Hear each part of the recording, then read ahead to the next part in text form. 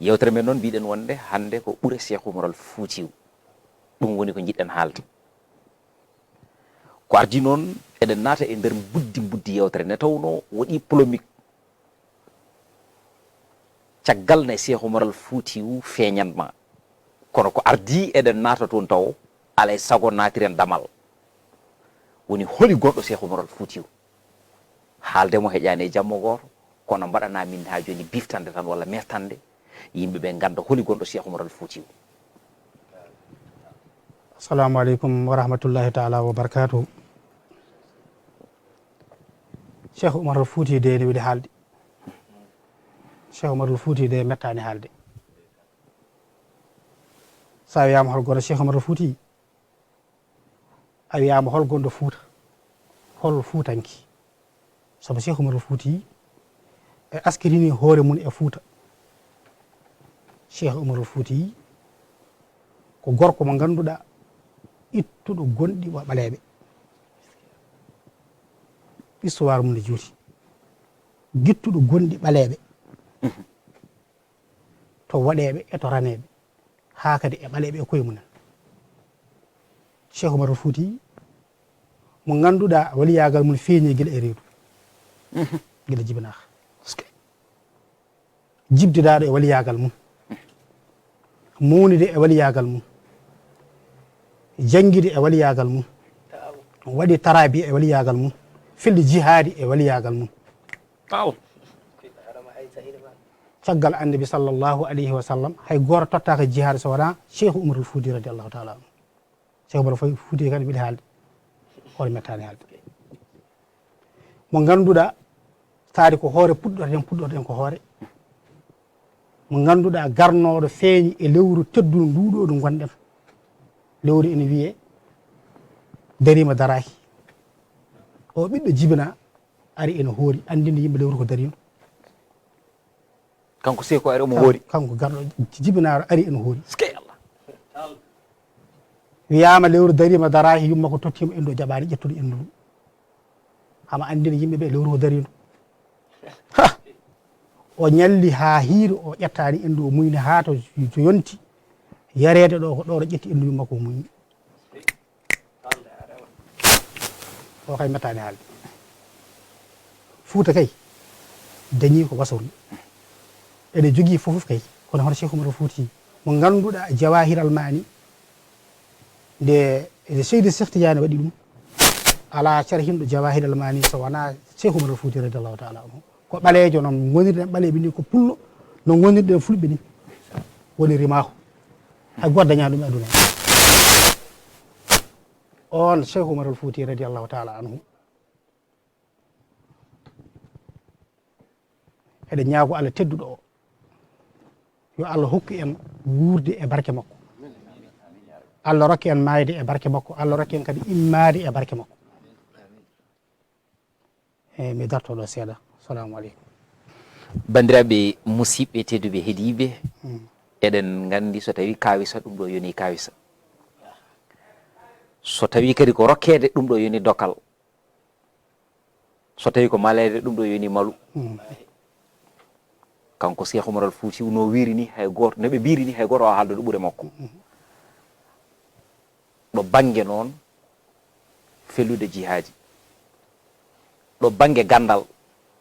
ɗo banggue waliyagal kanko Cheikh Oumar Foutiyou. Machallah fa tabarakallah namdal gongal ngal jiɗɗen addude ngal waɗi polémique mbiɗa noon hewɓe jiɗino laɓɓitana ɗum ha laaɓa cer, kono hande ko minen Allah rokki walla ko radio télévision fulɓe Allah rokki yo ɗum laaɓɗo. ɓe mbi wonde ka janoɗo guese, ɓe mbi wonde ka janoɗo tenoyde ene waɗi luural, kono noon mboɗo sikki ne wutte fonte e jullare yato jomum tawaka. nde wonti noon haadi aɗani ɗo henna caggal ne Cheikh Oumar Foutiyou feeñanma emin jiiɗi andude holɗo feeñanma eno feeñanma nde holko wi e kadi holno feeñiranma e kadi so tawiɗa sifanomin Cheikh Oumar Foutiyou holno cifortoɗamo. alhamdulillahi rabbil alamin, jettoɗo godeni Allah. ko adi noon mbeɗa naata e mundi yewtere he kala mo yettani sababu noon yettata Allah eɗen jetta sababu gonɗo baɗɗo ha jooɗiɗen ɗo oɗo plateau ewa bisimilla jo bisimilla labude duttoɗe toon seeɗa hade men jokkude hankkadi e naatde e programme yewtere nde sabu waɗi sababu kala ko sababu sababu moƴƴani kala ko wona sababu moƴƴani kala mo yettade sababu wona jettowo Allah sababu jonde men ɗo hande ko bandiraɗo debbo tigi kadi ko giɗo bangguiji foof wallahi ndeysan hono biyeteɗo Salmata Mbo hono mbiyaɗo Camma Mbo Hamadi Hunaye yaw eɗen gandodiri eɗen gonduno e nder dingiral kono ɗum foof rewdaka ɗon kono ko konko rewɗa ɗon ha bawɗa ɗum ɗo kanko woni sababu est ce que o yaɓi koyɗe makko immi ha to woni o ari ha galle o wi ceerno min jimmi tan on jaaha télé wimomi aɗa nde min wona yimɓe hewɓe o wiyala ko ɗe jimmo jaaha télé kadi mbiɗa ñagroma sibi Allah mi yiiɗa gantina mbiyam bisimilla ɗum noon mbawi si ala mi jaaɓi ko kanko yiiɗi numéro aji mon kanko jokkodiri e mon ha yetti to yettiɗo seɗɗi o weltanama no fewi kadi ko musidɗo gonɗiraɗo saabu Allah kadi ko korsinɗo kam poofirowo ni guila Allah holludiri min fayi ñalawma neɗɗo fof ganduɗo ha tente ɓeeɗo suhaɓe gondumi ene gandi kala ɗo koyngalam yeɓɓi koyngal makko yeɓɓi ɗon wallahi ndeysan on woni Camma Mbo Hamadi Hunare ko kanko woni sababu o dogi hen ha tiiɗi yomi ara hande mi jooɗoɗo e télé ɗum noon la budda min jetta Allah min jettamo ndeysan eyyi ko wona ɗum ko mi arta e namdal ma namdima ka alhaali Cheikh Oumar Fouti radiallahu taala anhu ha ko gonga ene woodi honno yaaruno holno ɗum yaruno honno ɗum yaari kay ɗum yaruno on saaha noon mbeɗa famɗi mbeɗa yaara e duuɓi 14 13 14 kadi on saaha mi janggaɗi mi wonani janggowo Qur'ana komi ɗannotonoɗo Kawlax gonnomi jangga mi natani jangde koye ɓe gondunomi Kawlax taw gonnomi yeeyat oɗo jinnaɗam gorko noon ene ɓuuri yidde mi jangga ko ɓooyi kono noon min mi jaɓani jangde jimi tan ko dartoyde jawdi Allah waɗi noon daha Hamadi Hunare o ceerno Mansour Baro arino e wuuro he wonde haɓre yimɓeɓe Cheikh Oumar Fouti meeɗino ɗufnade e ndeɗo ladde o sifini yimɓeɓe no wayni e yimɓeɓe jaa jiilo nokku o so nokku o yitama waɗe ɗon daha yimɓeɓe noon jeehi jiiloyaade nokku o jiilima ɓe tampiɓe nonkiyoɓe jiiro nokku o waɗi luural woodi hen wiiɓe ko ɗo woodi hen wiiɓe ko ga kono noon ko ɓuuri hewde ko kam yaadi tan e nokku goto haala ka ruttide ceerno wi joni yo julɓe ɓe kala ɗo ɓe kawri yaama ma Allah tawtuɓe ɗo kala ɗo ɓe kawri ɓe mbaɗɗo daha o taade ronkama ande to hiidi eyyi ɓe jogui moɗa men goto noon ko Sara Hulle on kañum waɗi ko banggue mum wi ko toon Cheikh Oumar wonno ene e ngal luural noon ha Allah waɗi daha tati ɓiijo min gimmima hamin jaaha hamin pewnoya cuuɗi dahaɗi min noon wonɓe gondunomi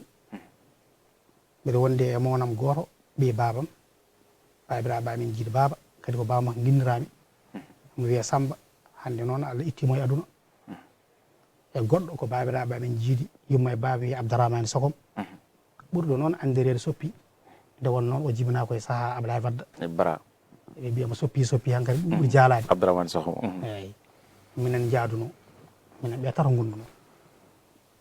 min payi noon yaade fewnoyde cuuɗi ɗi saaha min babam Kawlax woni min jaaha fewnandeɓe cuuɗi ha daha yonta ɓe gara ɓe daako to min pewnata cuuɗi ɗi noon min pewni ha ñawli min mankirama komin kaɓɓirta mbimi noon mi yaha mi ƴeewoya safato mi adda min kaɓɓira caliki jaltumi noon mi waɗɗani ɓe noon wona kadi ne wirni ala haɓe darami ɓe darami waɗɗani leki caftoyi noon nam ɗon aki tekki wande nde noon lekki mawkini yani e dow wande he kono wande murtoɗe ene piili ɗum waɗi huuɗo ha heewi garmi noon coppumi cafotoyki to coppomiki ko to tukkimi ɗo tan ha woodi mbiɗam assalamu aleykum tukkitimi mbi wa aleykum assalam Allah noon loñginimi mi yami rokkamo jungo calminmomi gartumi jooɗimi place dartima darinomi ɗo haqqillam addi noon ko pullo jehota nder ladde won noon hamo jogui sifa tampuɗo e lawol hamo jogui amo wakki sawdu noon sawdu ndu kam ko no wayi kono defte pota wonde e nder sawdu heeni kadi o waɗi ko cakkal baha ngal poos banggue nano o ene seehi cakkal ngal no ko cakkal dande turki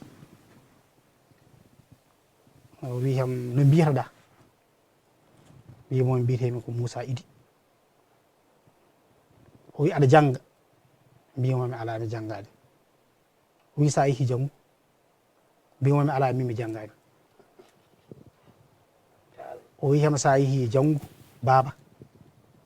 mbimi ala min mi janggani mi ƴeewoyata kalis mi ɗannotoɗo mbiɗamo noon mbimomi noon o wi jangdu foof nana e jangde mbimomi ala min mi janggani tan jagguɗa jaggumi ɗon o wi baba janggu tan yo Allah wallu tinno janggu mbimi ala min mi janggani o wi to bamma woni mbimi babam nana Kaolack o wi so bamma ari mbiyama yo waɗɗo suudu makko to wane nde woni ɗo Cheikh Oumar moɓe ƴewanno mo ceerno mon o yiilotono to ɗufni o wonno koye ndeɗo waade leskiɗo jammi o wonno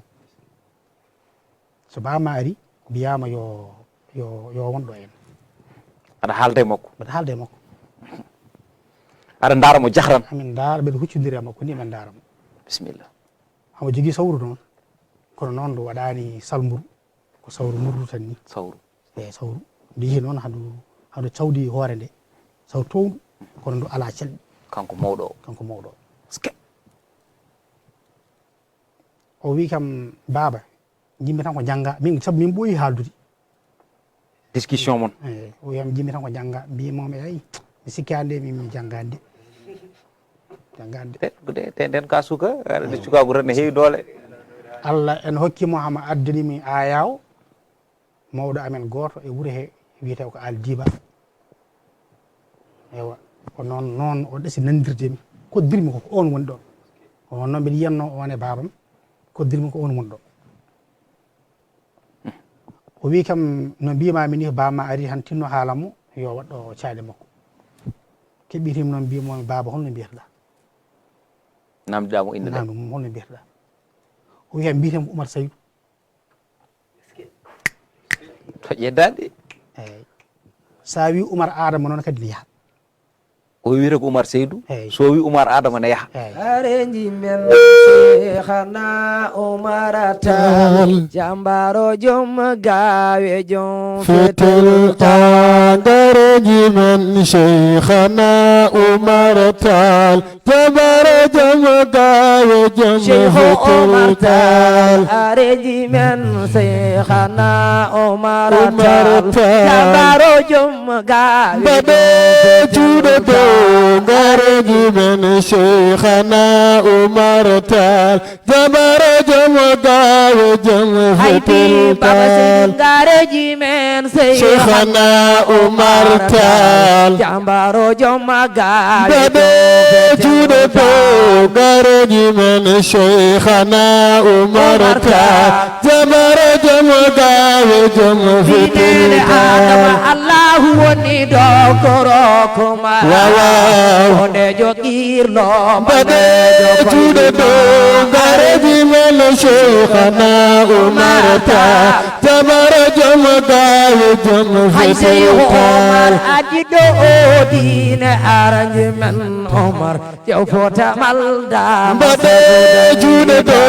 gareji men Cheikhana Oumar Tall jambaro joom gawe joom fetel ina satiwe bani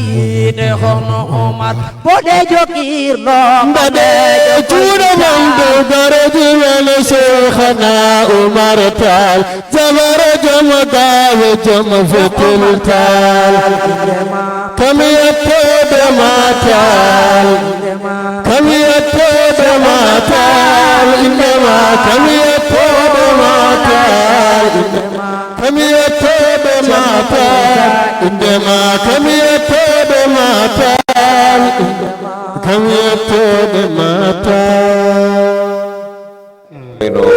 Abdoulaye kañum ɗeɓi tardude seeɗa ani Abdoulaye Nouro Anne tabarakallah naati ha joni tigui ɗo e nder dingiral ngal dingiral Cheikh Oumar fa tabarakallah machallah ko gorko mo daabi e Wuro Ali ɗum noon sikki ala aɗa wawi salminde ko ardi eɗen garta tigui rigui e nder buddi yewtere men salmin bandiraɓe assalamu aleykum bandiraɓe on calminama mon foof inde mum e yettode mum min calmini kala bawɗo jooɗade ɗo inde mum e yettode mum en calmini wa Fuutankoɓe foof calmini Dabiya naɓe en calmini wa galle Ceerno Ahmed Dabiya en calmini kadi ha ɗo e Dakar to galle men Yembol woni Yaye Jammel toon ha Malika foof en calmini kadi kala bawɗo wonde e nder télé fulɓe wiyama salminama juurama ñagama duwaw nde Allah newnata ko wona e dow mum ko weltare tan no fewi daranade leñol fulɓe ɗum ɗon ko weltare kala julɗo surtout ma noon biyo wimi e wimami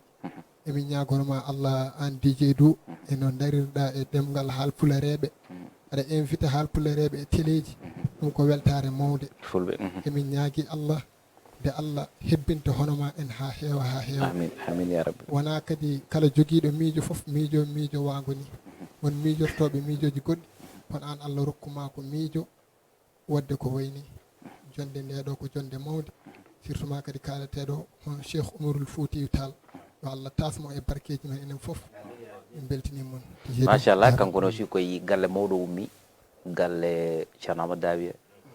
machallah toon to Dabiya Wuro Ali te Dabiya ene satti jamaragal ene satti ceernagal tabarakallah so jeehi Koɓɓillo eɗen gandi tigui rigui ha joni Koɓɓillo so tawi jambaragal ene haale ene tawe ɗon so tawi kadi diine ene haala ene tawe ɗon toon kadi to Dabiya e Fouta foof dal no fotiri ne pamirta ɗum noon mbiɗa o wima ko kanko woni Oumar Saydou somi yiiɗi mi wiya Oumar Adama Seydou o ko bammakko Adama o woni tigui rigui kono noon e on saaha no mimi wona ganduɗo ɗum mi anda ɗum mi anda hol gonɗo Seydou ni saaha Adama ene gasa noon taw o wiiri noon ko ha mataw ɓeydo majjude saabu e on saaha min mbiɗa haqqille seeɗa mi wona suka mo wawa teskade ko adi mbeɗa continue noon mbeɗa salmina ɗo funeram Abdourahmane Sokom Argenti to Argenti gorko moƴƴo ko noon kayne Mamoudou Sokom moƴƴuɓe tawi ko Allah ko guiƴiraɓe ko puneɓam mbe salminaɓe no fewi kamɓe kala ɓen jeeyama eyyi so tawi en continue alhaali mawɗo o nde min dardiɗo min kaldi ka ɗon haala o muuyi noon mataw yidde yaade ɗon noon ɗiso wadde kaabis seeɗa mamin certiri saabu to min kaldata ɗo o yamiri kam noon yomi janggu ɗum kam mimi jaɓani momi ko mimi janggani o wiyam noon janggu o insiste imam ko ya janggu yo Allah wallu bisimilla joni ha baba maɗa to min kaldata ɗo tan koye daha he kadi on saaha daha o yimɓe fof ɗe dawi e daha he pour goto fof ne fewna suudu mum saret immori kam ni daha o ene jolni rewɓe e sukaɓe puccu ngu noon ne boyi nda sarana kono bayde puccu sala on ene doga ene jawa dal hankadi ngu boyi ɓen cofo o ronki yo jaggu puccu ngu hankadi kamɓe wonɓe e sarreɓe on heɓe gulla yimɓe paaboɓe puccu ngu ne doga ene doga ha naate e soɓoƴuru min noon haqqillam woni e sarete mbeɗa daara saret o mbeɗa daara saret o ha puccu ngu naati e soɓoƴuru he wonɓe daahaɓe foof dogani saret o goto foof ene dogay faaboyade saret o e min no jiirumi ha yimɓeɓe jetti taaƴi taltali puccu ngu hafti taw puccu ngu kam yani e leydi yimɓeɓe telle saret he battumi ni mi yiyanimo kam ɗum yiyanimo ɗo noon koddirmi tan ko birniɗo e leɗɗe ɗe wonnoon ɗo walla leɗɗe seeɗa koddima tan ko birniɗo leɗɗe he on noon koddirmi ko mawɗo hunarnajo ene gasa ko garnoɗo fewnude an hakkille ma woni koye mawɗo huuro e hunarnajo on mo ganduɗa mo gandunoɗa joni noon koccimi safata ko paatumi to nokku amen ga jettimi noon dokkumi mbimi jokkite ko kaɓɓaɗe ko koten ɓe mbiyama leydi mbimi wonno babiraɗo ɗe kaldanumi mo dardinumi ɗo o ɓe mbiyam holno babiraɗa mbi babiraɗa mo kaldanumi ɗo joni joni o ɓe mbiya ala minen min jeeya noon kadi won noon tomin dari ɗo koye Bowol koye Karawal wonani suudi wonani kadi ni min mbaadi min kuccodir ni ɓe mbiyam ala minen min jeyani on mbimi ala mo kaldanumi ɗo mawɗo mo kaldanumi ɗo ɓe mbiya ala min jeyani mbima te kamɓe to gonɗon ɗo goɗɗirani oɗum bayal ala cuɓuƴi ala leɗɗe ala haydara aɗani haalde e makko jaaɗa haara mabɓe mbima wonde ɓe jeyanimo ɓe jeyanimo mbimo on jeyanimo de saret o boyi ɗo nde saret ɗo dognoɗo ene jannoɗa o ko nden min gayni haaɗe ɓe mbi holon saret mbiɓe saret de jannoɗa e ndi sobbuji ɗo ɓe mbiya ala o hay saret yanani ɗo est ce que yallah mbima ala wawa gasa ɓe mbiya ala saret ɗi goni e yeddodirde ne saret o disparition makko no yahata e nder no tawa yiyani nde e nder oɗo tuma saret o ne arata nde ɗum ɗon foof an aɗa daara kamɓe ɓe jiyani ɗum kamɓe ɓe jiyani ɗum mbimi saret o hay mbimi hay an soppi an hoorema a fayi toon mbimi an hoorema a fayi to saret o nde wona min mi yimo kamɓe fof mi doga paye e saret o wi ala minen kadi min jahani nokku min noon jahorimi ɓe goni koye goto koye gadiade ɓe goni tan koye fontade min eyyi eyyi min ko ɗum tan jarumi min golli hamin gayni min paati ɓuuro